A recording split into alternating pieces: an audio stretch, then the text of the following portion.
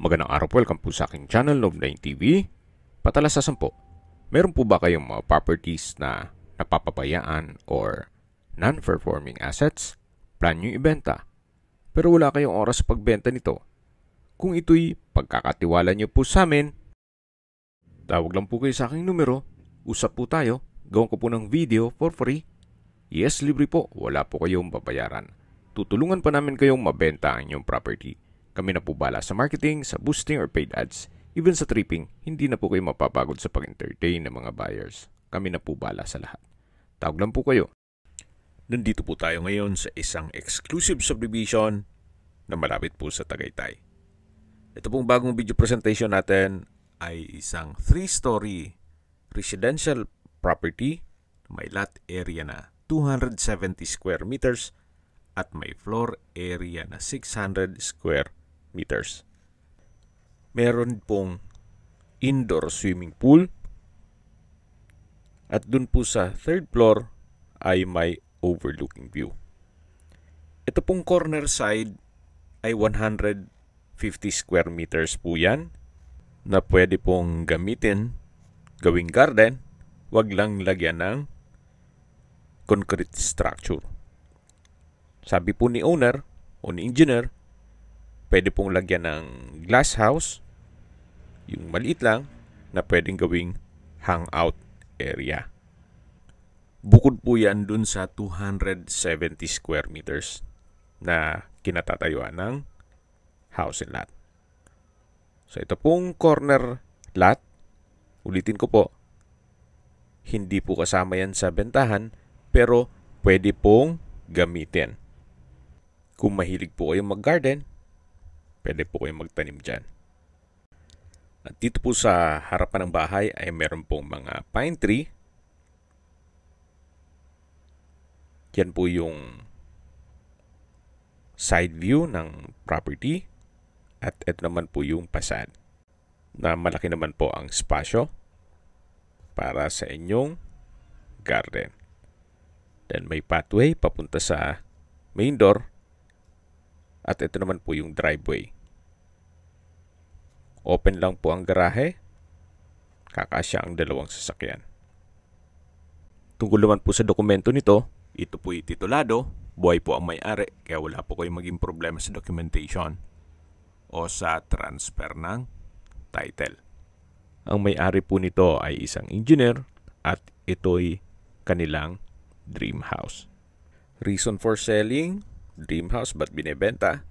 Well, may pagbabago po sa kanilang plano, kaya ibebenta na lang po nila ito. Well-maintained naman po itong property, kaya ready for occupancy. Log house po ang konsepto nitong disenyo ng bahay, then sa lower part ay may natural stone design. Itong wall. Ito naman po yung balkonahe. Hanggang dito po yan sa dulo. Mula po dito matatanaw naman yung corner lot na tinutukoy ko na pwede pong gawing garden. Ito pong spot nitong property ay nasa matas na lugar. Ang estimated elevation above sea level ay 1,722 feet. Ito na po yung main door na naka-solid wood door. Bago tayo pumasok sa first bedroom at sa living area, check po muna natin itong powder room. May bathroom countertop, hand wash basin, vanity mirror, water closet with bidet, at naka-tile bathroom wall. So yan po yung powder room. Then lipat na po tayo dito sa unang kwarto, first bedroom, na naka-solid wood door. At kung meron man po kayong PWD or senior citizen sa pamilya, itong kwarto na to ang para sa kanila.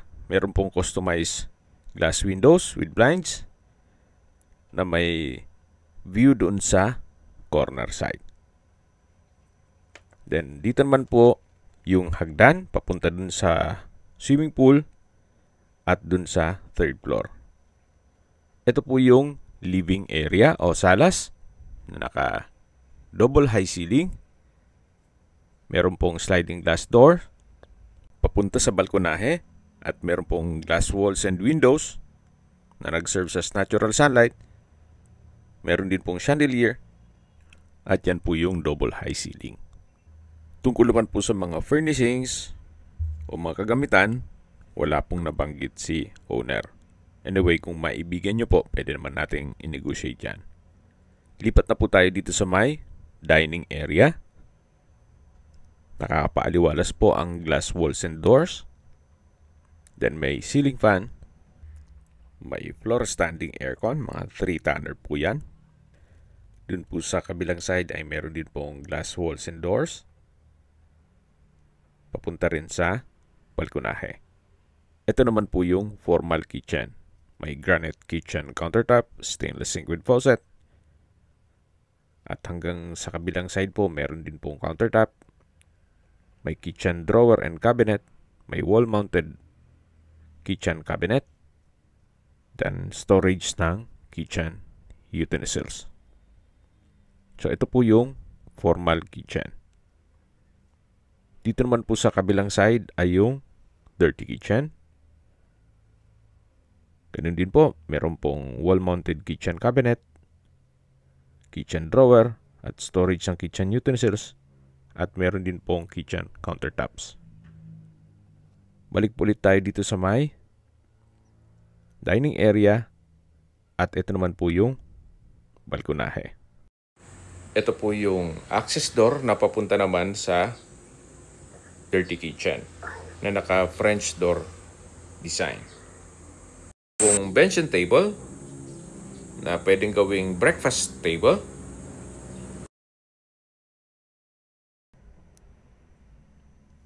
Dito na po tayo sa balkonahe. Tunghayin niyo po itong kapaligiran kung saan napakatahimik po ng lugar, sariwang hangin, at malamig po ang klima. Napakaganda po nito para sa inyong retirement o bahay bakasyonan. Actually, kung malayo pa naman yung panahon na inyong pagre-retiro, pwede naman po nyo itong paupahan. Ang rentahan po sa ganitong kalaking bahay na may swimming pool pa ay nasa 80,000 pesos ang monthly. Pero mura na po yun sa ganung presyo. Or pwede nyo rin pong ipasok sa Airbnb. So, balik po ulit tayo dito sa loob. Yan po yung formal kitchen. Then yan po yung first bedroom na napakita ko na sa inyo. Dito naman po yung salas o living area at akit na po tayo. Ito pong hagdan ay naka wooden staircase, wooden handrail at metal railing. Meron din pong staircase window.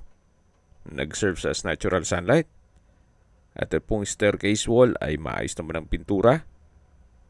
Samahan niyo po ako, akyat po tayo. At nandito na po tayo sa third floor. Ito po yung hallway na papunta sa mga kwarto. At dito naman po yung family area na may access naman papunta sa balkonahe. Ito po yung open below.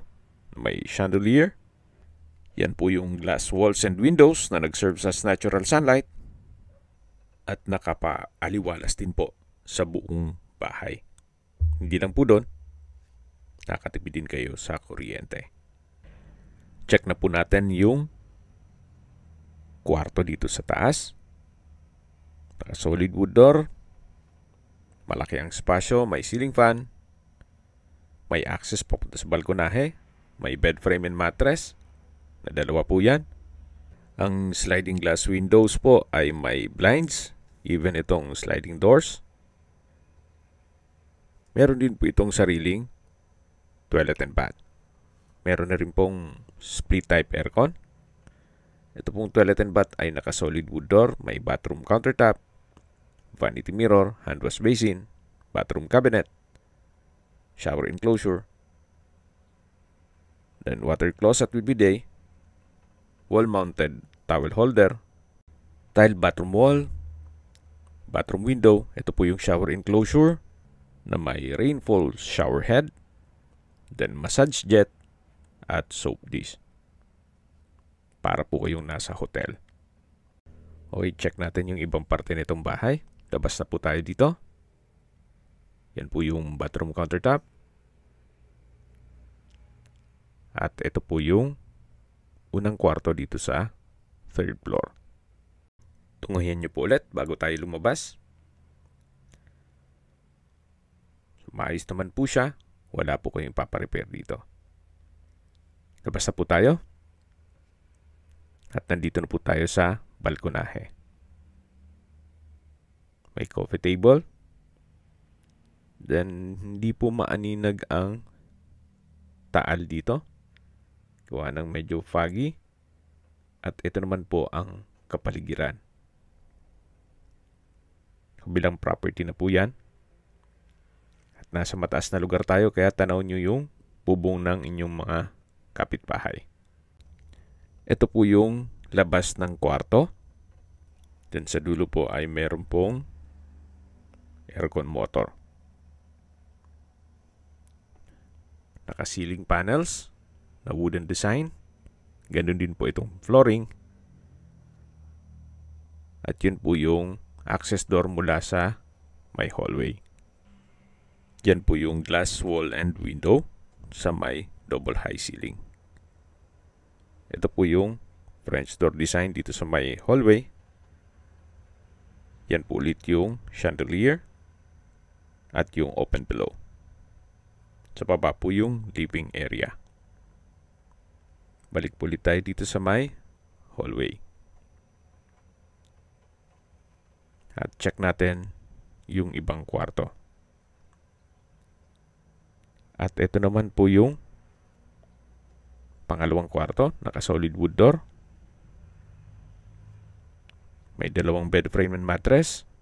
Window type aircon. Customized glass window.